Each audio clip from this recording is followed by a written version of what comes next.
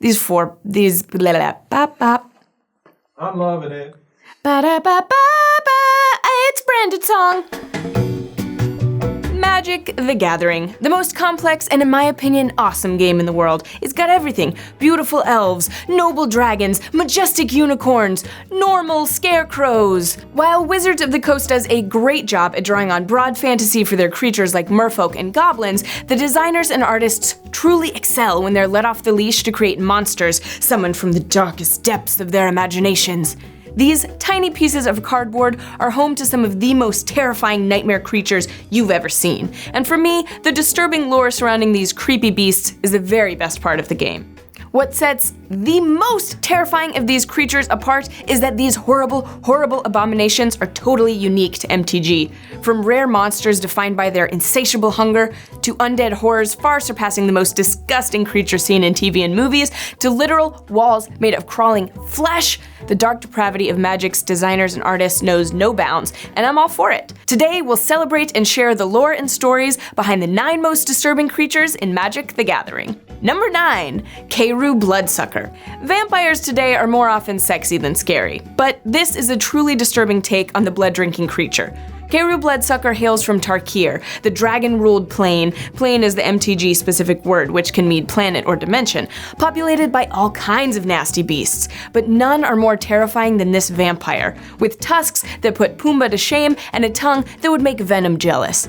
But the worst part about this terrifying swamp zombie, it wears the torn-off faces of its victims as a super cool skin mask. Ha-ha!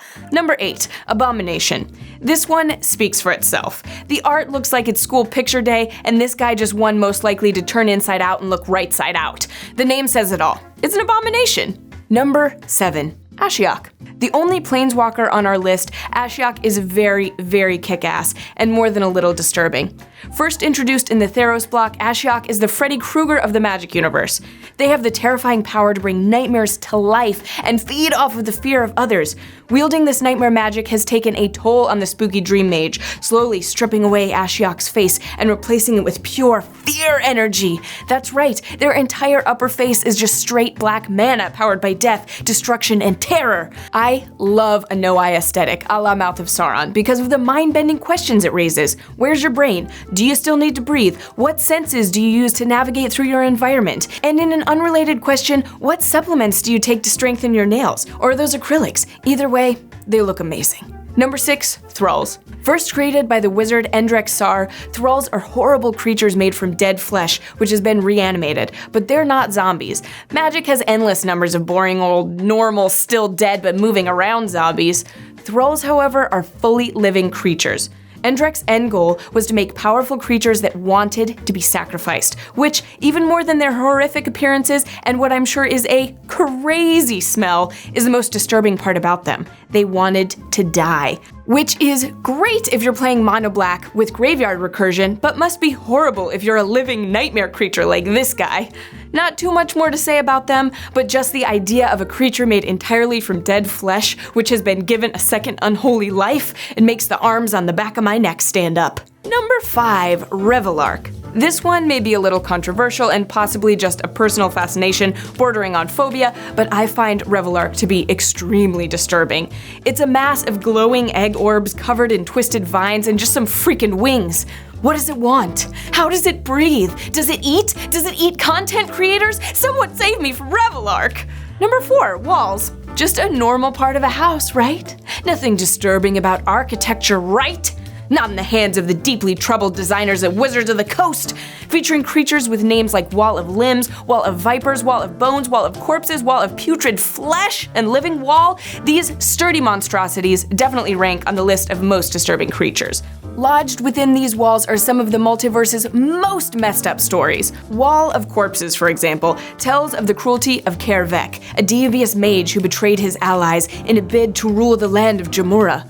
Or Moaning Wall, which illustrates how the evil dragon Nico Bolas culled all of the plane of Amonkhet's adults so he could raise their children as his own undead super soldiers, encasing the bones of their parents inside a barrier meant to serve as a prison, because on Amonkhet, all of the dead come back to life after they pass away. There's something extra disturbing about a wall that's also a creature, because that means that this living thing is immobilized and that it's trapped forever. Number 3, Lurkboys. They say you are what you eat, and if you're lucky enough to be one of the monstrous Lurkboys, that's kind of your whole thing.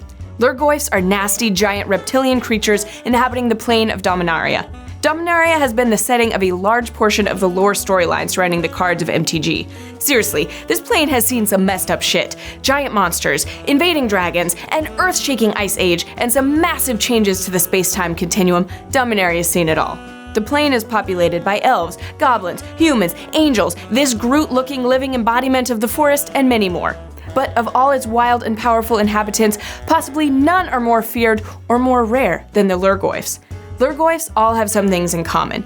They're mean creatures with massive, powerful mouths. They lay eggs which are hard enough to be mistaken for gemstones, which has led to some very unhappy explorers getting an unwelcome surprise. Imagine thinking you found a massive diamond, then one of these nasty boys pops out.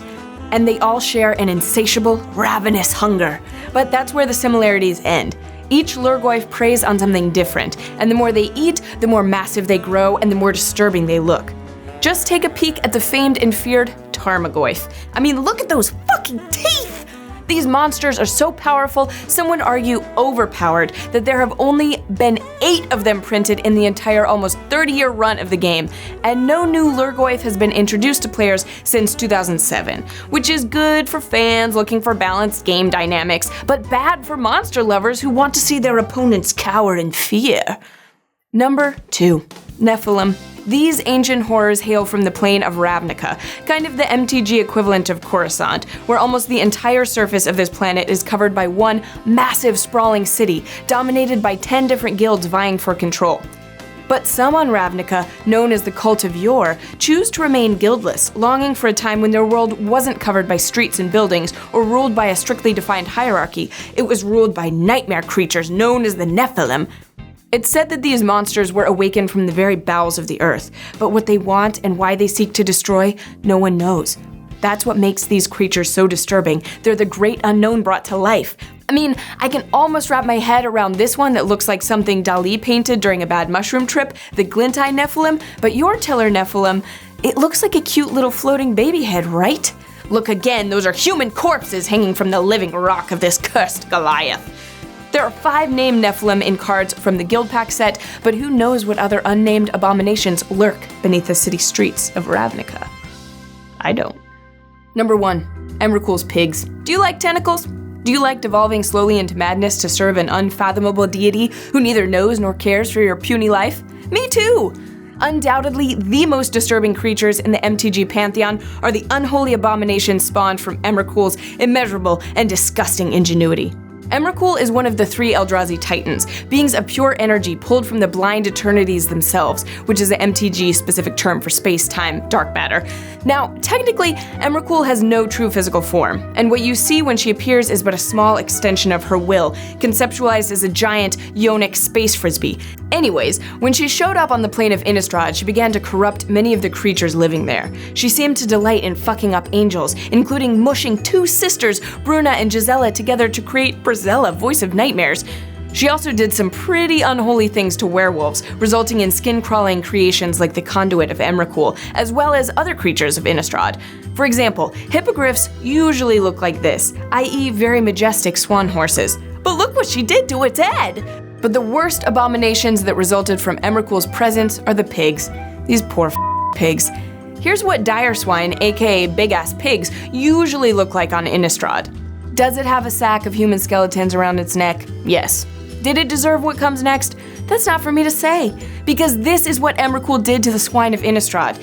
This brings me to the most disturbing creature in MTG, this pig from the card Eldritch Evolution. There's just something about a nightmare twin of itself emerging from the slithering mass of its own entrails that just doesn't sit right with me. That, or it could be the eyes. I hope you've all enjoyed these deeply disturbing images as much as I have. Now, I'm off to clutch a stuffed animal while I sing gently to myself and pray that I have a dreamless sleep. Bye!